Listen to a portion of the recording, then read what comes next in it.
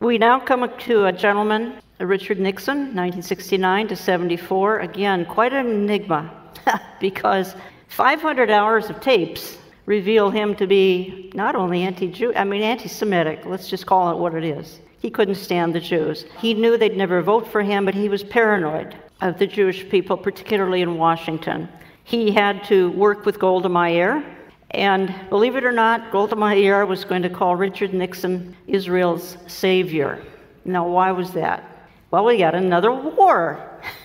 How can this little nation the size of New Jersey, and she's got the War of Independence, she's got the Sinai War, she's got the Six-Day War, she's got the Yom Kippur War, because no one will leave her alone. So Golda Meir asked Richard Nixon to get involved, and she said to her sister in America, if it hadn't been for Richard Nixon, Israel would have been destroyed in the Yom Kippur War. This is a man who hated the Jews. What happened? He turned it around. As a matter of fact, he sent the Sixth Fleet off of the coast of that region. And one of the reasons he sent the Sixth Fleet was the Soviet Union sent a fleet to get involved in that Yom Kippur War and possibly go in and obliterate Israel. And Nixon said to the Soviets, you get involved, that's grounds for World War III, you will be obliterated. This is a man who doesn't like the Jews. Did God move on his heart? Apparently. I don't know that there's any other explanation. This man who spoke into his ear was not particularly helpful. Henry Kissinger, he told Israel, don't you dare make a preemptive attack. You're going to be annihilated, but don't make a preemptive attack. And Israel was outnumbered 12-1 on the ground. But America, and mainly Kissinger, said don't make a preemptive attack. In other words, sit there and be annihilated. But Nixon overruled everything and did what he could.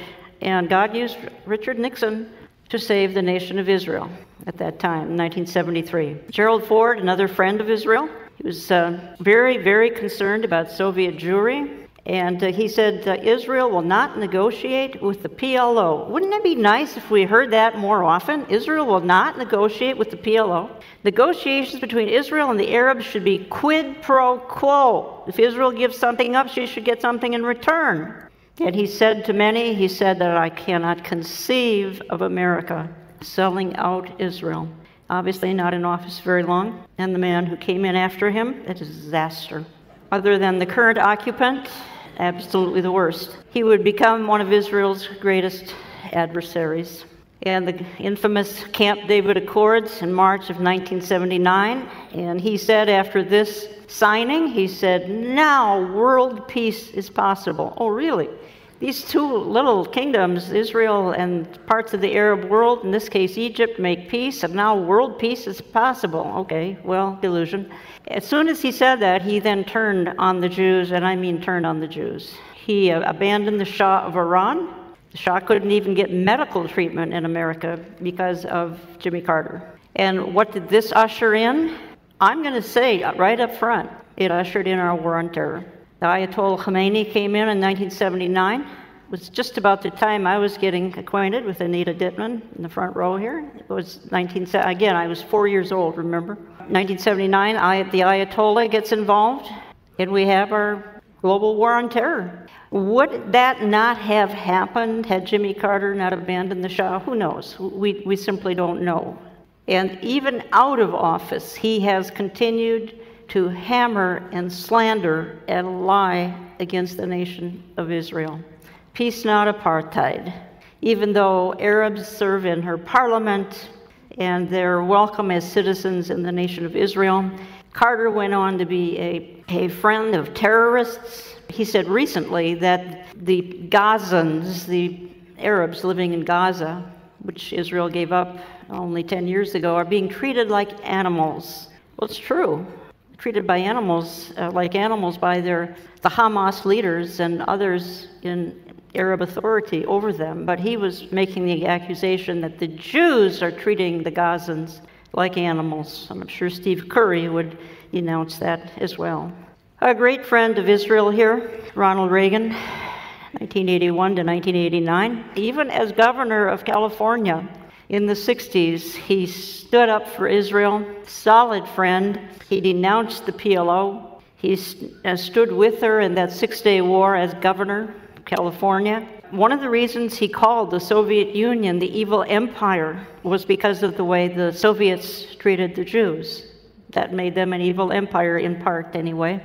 Yitzhak Shamir came along and said, this is the best administration we have worked with to date. So they had not a perfect relationship, they had a good relationship, not perfect. The AWACS, he sold planes to the Saudis, AWACS planes. So it wasn't perfect, because none of these people are perfect, but it was a good relationship, and this one was not. George Herbert Walker Bush, 89 to 93. It was well known that he was not comfortable with the Jewish influence in Washington. And of course, under his watch came that Persian Gulf War. Israel attacked in 1991, and Israel was told, restrain, don't retaliate, don't do it. In other words, just let those scuds fall on you and look the other way. And that's what they did, because their boss had spoken. You can't defend yourself.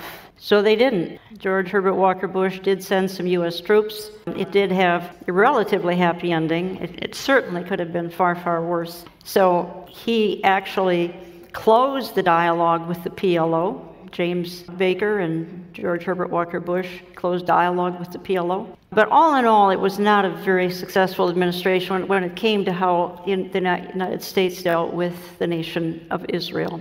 Now, this was going to be a real enigma, because Bill Clinton was the one president, and I'm quoting historians now, he knew he needed to tap into Jewish genius, and therefore he had more advisors, counselors, pollsters, Supreme Court justices, cabinet members who were Jews than any other president ever. He had to tap into Jewish genius, and he did. And most of us remember this dreadful day, again, this handshake. Supposedly, world peace now possible. Such strong delusion, world peace, when two of these kingdoms here, Israel and the Arab world, shake hands, the Oslo Accords of 1993. There's much I could say about that, but I won't.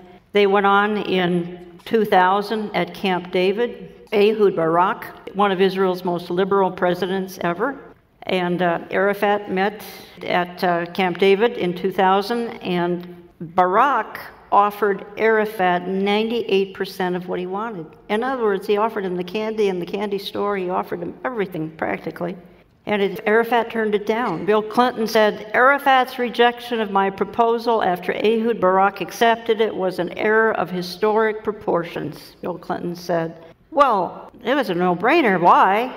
Arafat doesn't want peace. He wants war. He went back to the Palestinian areas and was received as a hero for not caving to all the things, 98% of what he wanted offered to him by Ehud Barak. He turned it down. He came back. He was a hero because this element doesn't want peace. They want the annihilation of the nation of Israel. And yet the world can't seem to get that through their head. They just can't. Their head.